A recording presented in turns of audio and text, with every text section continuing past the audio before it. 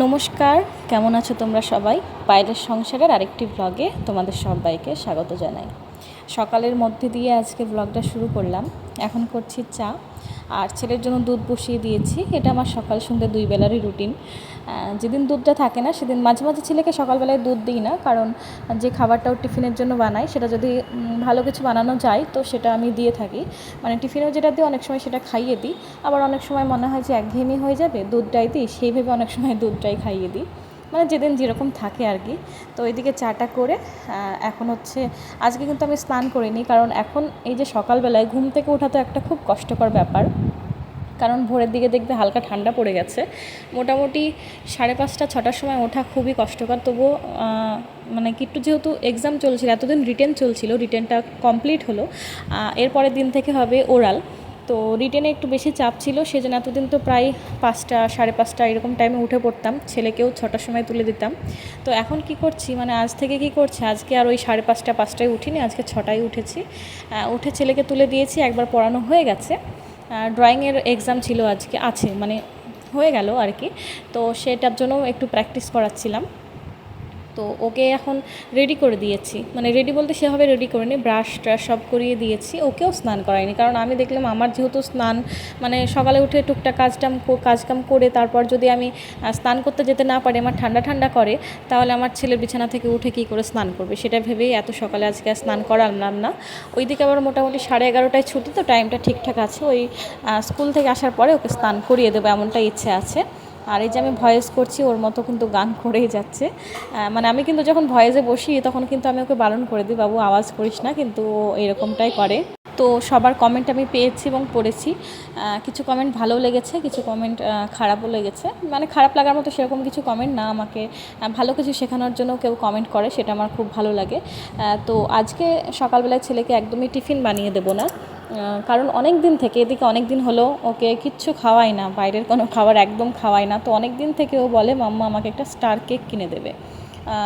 মোটামুটি এদিকে প্রায় 1.5 মাস হয়ে গেল ওকে স্টার কেক কিনে দিয়েছিলাম, 1.5 মাস না, সরি 1 মাস হবে হয়তো, কারণ সেটা আমি কিনে দিয়েছিলাম 15ই আগস্ট, আজকে হয়ে গেল মনে হয় 20 সেপ্টেম্বর বা 23শে সেপ্টেম্বর এরকম কিছু একটা তারিখ, তো ওই 1.5 মাসই হয়ে গেল। তো সেই 1.5 মাস থেকে ওই একবার খেয়েছিল, তখন থেকেই বলে মাম্মা একটা স্টার কেক কিনে দেবে। তো অনেক দিন দিই না, ভয় লাগে এখন, যেহেতু ঘরে এটা সেটা খেতে থাকে, তো বাইরের খাবারগুলো দিতে ভয় লাগে।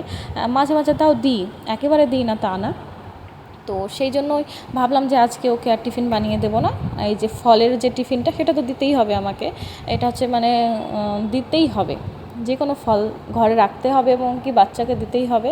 আর যদি কোনো কারণে ফল না থাকে তুমি কাজু বাদাম মানে ড্রাই ফ্রুটস দিতে পারো। তো আমি দেখলাম আগের দিন যেহেতু পেয়ারা এনেছিলাম, তো সেই পেয়ারাটাই দিলাম, আর আজকে এই কৌটোটা আজকে খালি দিলাম, দোকানে যাব গিয়ে ওখানে কিনে দেবো, মানে স্কুল যাওয়ার পথে স্কুলের পাশেই দোকানটা, সেখানে গিয়ে কিনে নেব।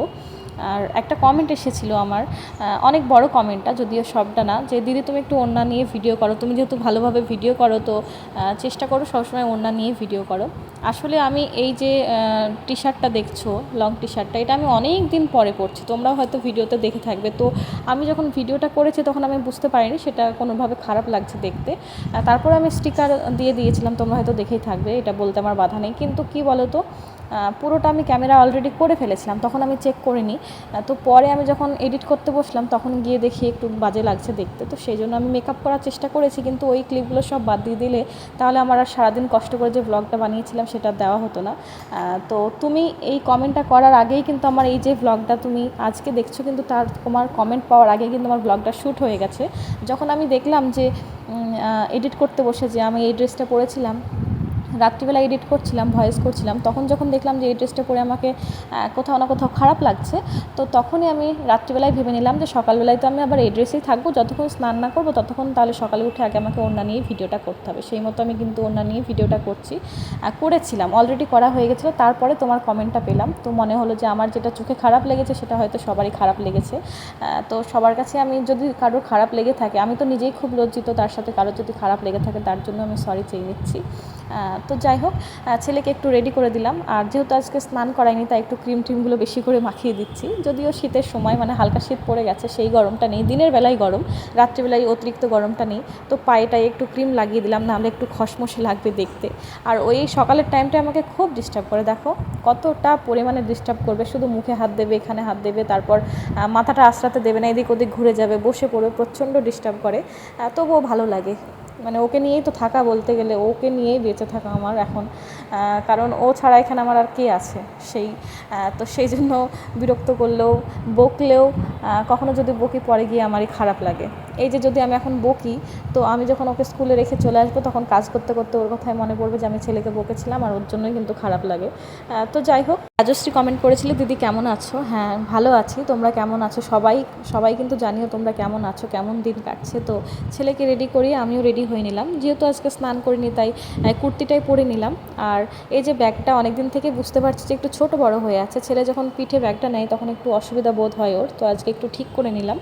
আর মাঝে মাঝে আমি কি করি বলো তো, ওকে দিয়ে ব্যাগ বোতল সব টানাই, আবার মাঝে মাঝে হঠাৎ করে মনে পড়ে যে ব্যাগটা তো আমিও নিয়ে যেতে পারি, কারণ আজকে তো ছাতা নিয়ে যাওয়া লাগবে না, বাইরে একটু আধঝামা আধঝামা করছে, তো বৃষ্টিও হচ্ছে না, আবার রোদও নেই, তো ভাবলাম ছাতা যখন নিয়ে যাব না, তো আজকে ব্যাগটা আমিই নিই, মানে এক হাতে ছাতা থাকে, এক হাতে বাবুকে ধরে থাকি, তাই ব্যাগটাগুলো আমি নিতে পারি না, তো আজকে নিয়েই নিলাম। প্রচণ্ড ভারী হয় ব্যাগ, দুটো টিফিন বক্স থাকে, তার সঙ্গে বই খাতা থাকে, আর এখন যেহেতু এক্সাম, তো বোর্ড থাকছে, পেন্সিল বক্স থাকছে, সব মিলিয়ে ব্যাগটা বেশ ভারী হয়।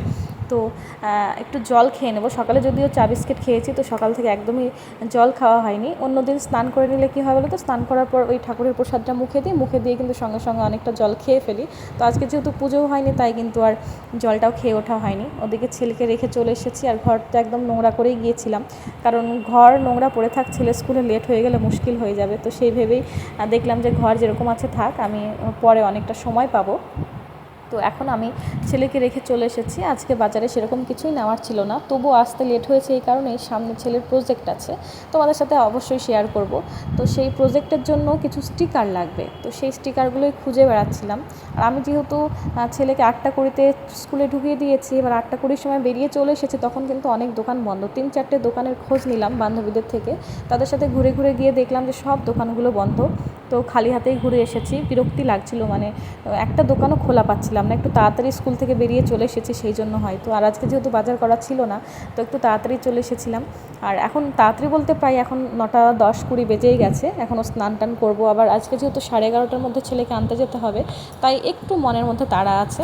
তো এই হাতের কাজগুলো টুকটাক করব, করে কিন্তু স্নান করে নেব। আর রান্নাবান্নার সেরকম কিছু চাপ নেই, কারণ আগের দিনের মাছটা কিছুটা আছে ছেলের জন্য, ডাল আছে, তো মাকেই রান্নাটা করতে বলেছি, কারণ আমি সময় পাবো না রান্না করতে গেলে, আর ভিডিওর কাজটুকু করা হবে না, যেটুকু কাজ বাকি থাকে। আমার সমস্যা হচ্ছে রাত্রিবেলায় যখন ছেলে ঘুমিয়ে যাবে, তখন ছেলে ঘুমিয়ে যাবে কখন, যখন আমি ওর সঙ্গে ঘুমোবো তখন।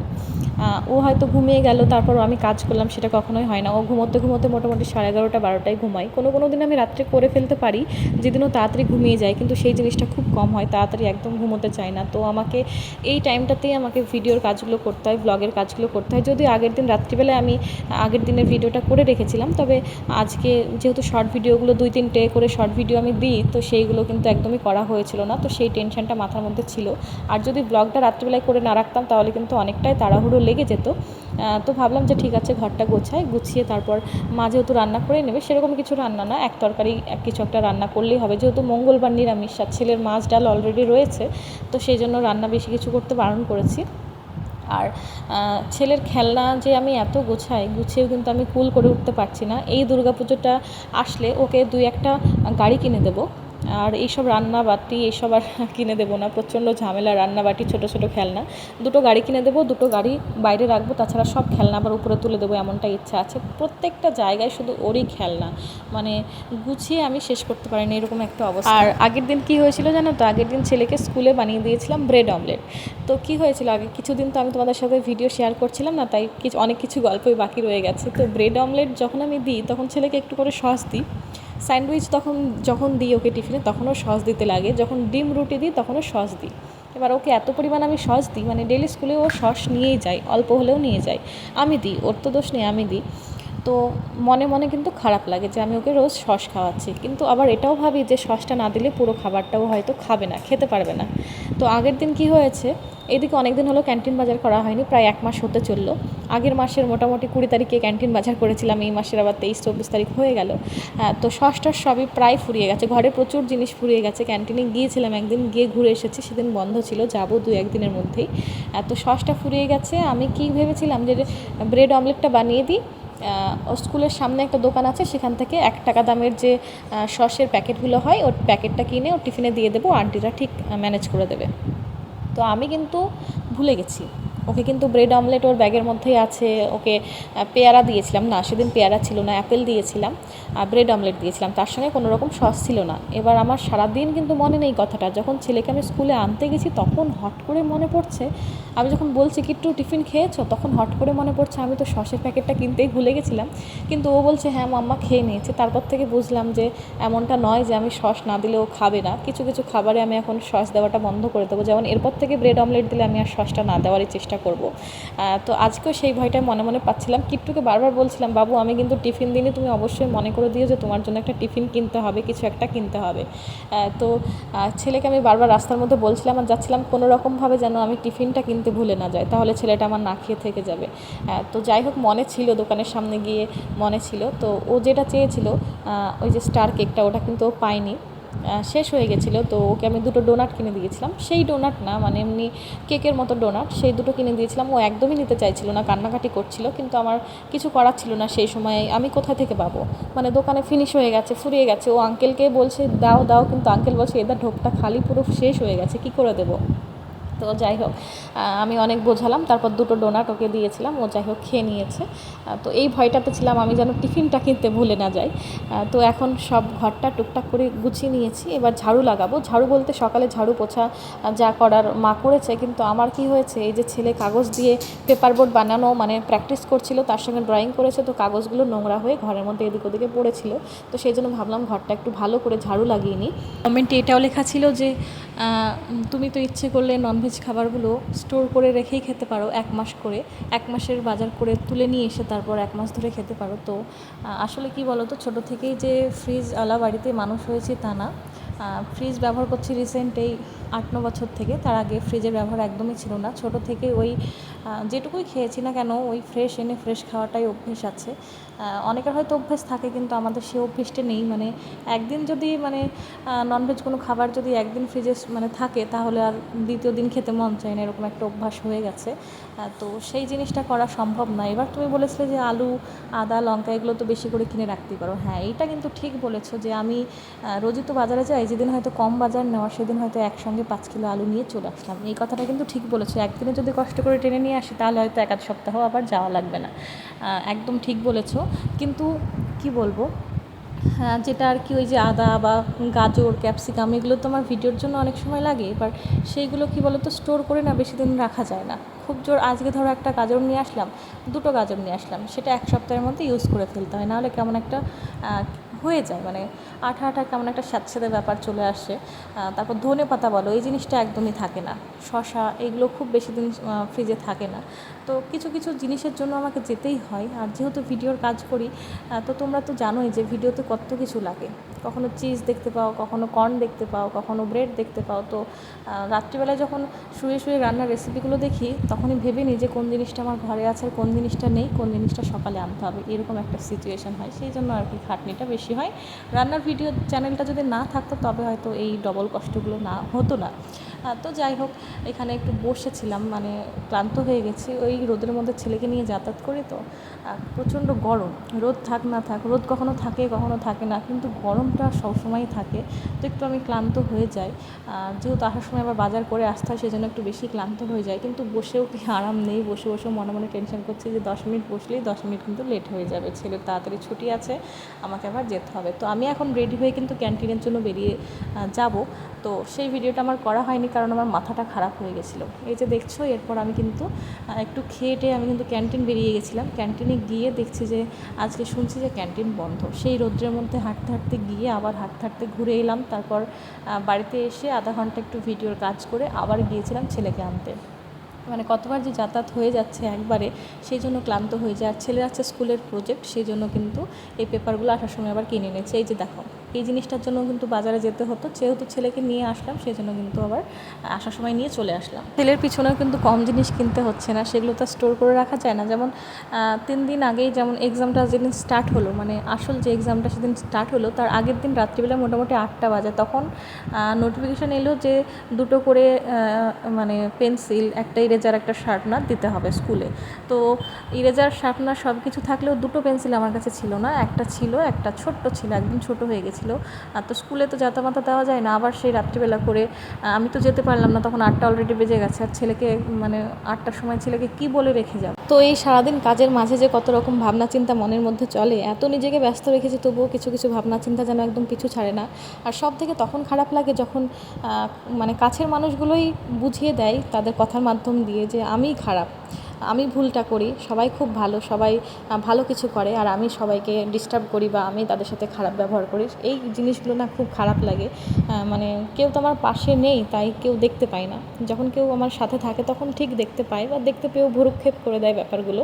তবে মাঝে মাঝে খুব খারাপ লাগে যে আমি এত কষ্ট করছি, স্ট্রাগল করছি, তার মাঝেও যখন আমার কাছের মানুষগুলো আমাকে ভুল বোঝে না বা আমাকে কোনো মানে কটু কথা শুনিয়ে দেয়, তখন ঠিক মানে গায়ে সেই ব্যাপারটা সহ্য হয় না, প্রচণ্ড মানে রাগ হয়ে যায়, ভালো লাগে না। মনে হয় দিন শেষে আমি খারাপ হয়ে গেলাম, এত কিছু করেও দিন শেষে আমিই খারাপ।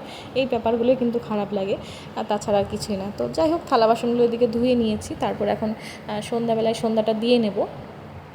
আর ওই যে দুপুরবেলায় যে চাল কুমড়োর বড়াটা বানিয়েছিলাম, তো সর্ষে লঙ্কা বাটা ছিল যেটা আমি ফ্রিজে ঢোকাতে ভুলে গেছিলাম, সেই দুপুরে বেটেছিলাম কিন্তু একদম মনে ছিল না। এখন থালা বাসন ধুতে গিয়ে কিন্তু মনে পড়লো। আর ওইদিকে কিন্তু খেলা করতে লেগেছে, মানে আমি আজকে সন্ধ্যাবেলাতেই বসেছি ভয়েসটা করতে, যেহেতু রাত্রিবেলায় বললাম না একটু অসুবিধা হয়, তো ওইদিকে কিন্তু আচ্ছা হারে খেলা করছে পাশের ঘরে, তো আমি ওকে বারণ করলেও শুনবে না। যাই হোক, তোমরা একটু ম্যানেজ করে নিও। তো এইদিকে ছেলের জন্য দুধ বসিয়ে দিয়েছি সন্ধ্যাবেলা, যেহেতু সন্ধ্যা দেওয়া মানে দিয়ে দিয়েছি সন্ধ্যা অলরেডি। তো আমাদের জন্য চা বসালাম, চাটা খেয়ে একটু ছেলেকে পড়তে বসাবো। সেরকম পড়ানোর চাপ নেই, কারণ দুদিন থেকে মানে মোটামুটি 1 সপ্তাহ থেকে বেশ চাপাচাপি চলছিল পড়াশোনা নিয়ে। 1 সপ্তাহ বলবো না, রিভিশন টেস্ট চলছে অনেক দিন থেকে, প্রায় 10 দিন থেকে ওর ওপর খুব প্রেশার পড়ে যাচ্ছিল। তো আগামী দিন যে পরীক্ষাটা আছে সেটা শুধু জিকে ওরাল, তো সেই জন্য খুব বেশি একটা ওকে আমি পড়াবো না, অল্প কিছুই পড়াবো, সেজন্য তো তাড়াহুড়ো করছি না এখন। তো যাই হোক, চা বিস্কিটটা খেয়ে নিই, ছেলেকে খাইয়ে দিই। তো এবার ভিডিওটা শেষের দিকে নিয়ে যাচ্ছি। তোমরা সবাই খুব ভালো থেকো, সুস্থ থেকো, এভাবেই পাশে থেকো, কমেন্ট করো। কোনো কিছু খারাপ লাগলে অবশ্যই ধরিয়ে দিও, আমি নিশ্চয়ই নিজেকে শোধরানোর চেষ্টা করব। যারা কমেন্টগুলো করেছো তারা খুব ভালো, মানে আমার ভালোর জন্যই করেছো, আমি যেন নেক্সট টাইম ভুল না করি সেই জন্যই করেছো, তাই তোমাদের অনেক ধন্যবাদ জানাই। আর যারা সাপোর্ট করেছো তাদেরকেও অনেক ধন্যবাদ জানাই। তো চলো ভিডিওটা শেষ করছি, সবাই খুব ভালো থেকো।